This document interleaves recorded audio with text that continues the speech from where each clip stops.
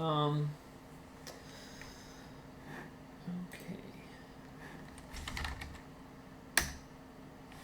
So I think pretty much everyone has this. Even if you haven't finished the lab for whatever reason, you can go ahead and follow along and commit your changes, and later on you can make another commit on top. You'll just have more cells, more commits to your graph than the rest of us, but it won't cause any problems. All right. So go ahead and open up PyCharm, and since your view is going to look different from mine, I'll have let's see. Let me figure this out. Classwork. Anybody particularly proud of their code wants to be the example guinea pig here, going through the commit steps? Not everybody all at once here. Sure. Kyle. Should I just share my screen? Please, yeah, or at least just the PyCharm portion of it. Is that working? Can you see it? Looks good, yeah. Okay. So first of all, let's just look at the project layout side on that left panel. You've got a bunch of blue files, right, and one red file. The red file means it's not included as part of any of your version control. That's fine. We like that. And then the blue pieces are the files you've modified.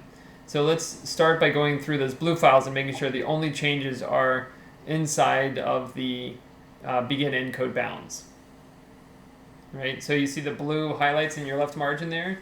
That's exactly what you want to see. If there's any blue highlights outside of the begin encode comments, go ahead and change those back to how they were. So take a moment and go through each one of your blue files here and make sure you don't have any changes outside of a begin encode stanza.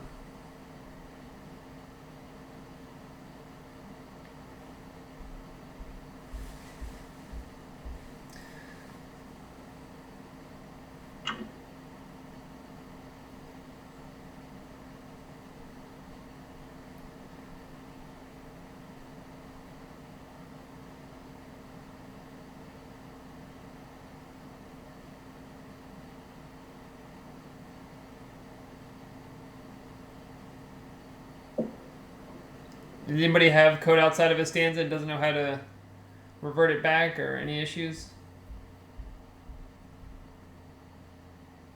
Okay. So now click on in the bottom of the screen, you can see the Git icon that right now run is highlighted. Let's click over to Git. Okay. You should see that your master is now in light gray and it's ahead of your other 3 commits. Right, so this is your staging area. You now want to actually turn this kind of light gray thing into an actual save block, right? Everyone's commit graph looks like this. If yours doesn't have the merge sequence, that's fine. If it's just a linear path, that's good too. Any issues?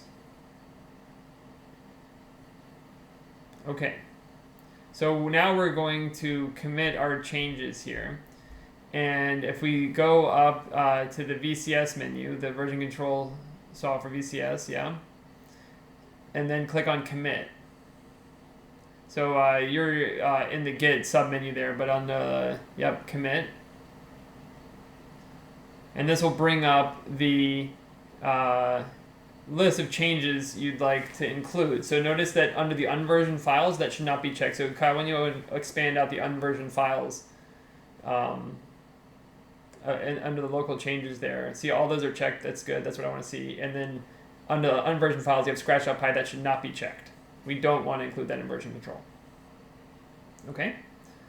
So then you can say something like solving lab 2 or lab 2 done, something meaningful.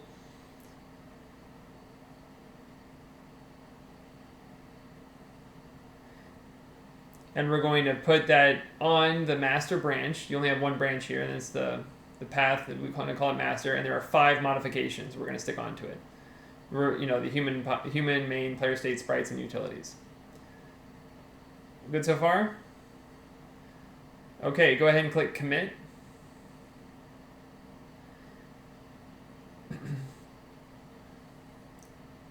Okay, great. And now you can see your commit graph has a new node. Kyle's, I think, is probably not the best example because you have a merge as well, but most of you should not have a merge event. But now if we go back to on the far left side of the view, right now you're under the commit graph, go to the project tab.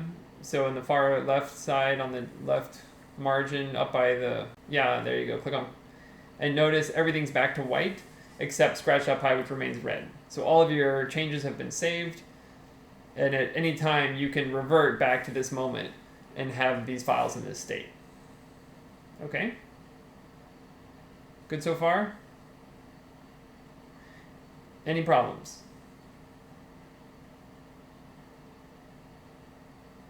Wow. I'm impressed. Okay, great. So I will now do a commit myself, and that will be the beginning of Lab 3.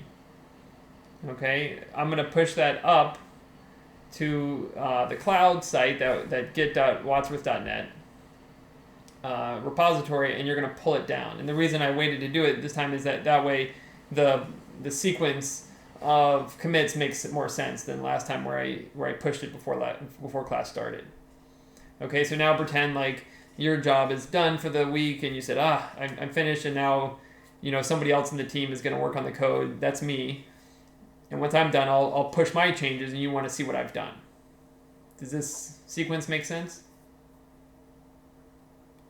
Okay, so it's gonna take me a moment to do this. So while I'm doing that, please go ahead and check out the documentation for Lab 3 on the class drive, and also start work.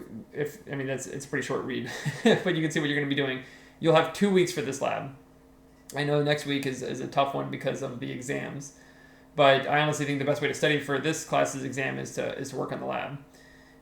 But given that you have other things going on in your life, I'll give you 2 weeks for this one, and it will be due on Thursday, I think the October 3rd or something like that. All right, so check that out. I'm going to go offline for a moment here and push all these changes up, and I'll be back in a moment, okay? If you're done reading the lab and looking for something to do, please start going through the code. The first thing we're going to do once I get back is to go through and try to draw out how this code works. So click on the different files, see if you can trace the execution path through, and we'll see how it goes.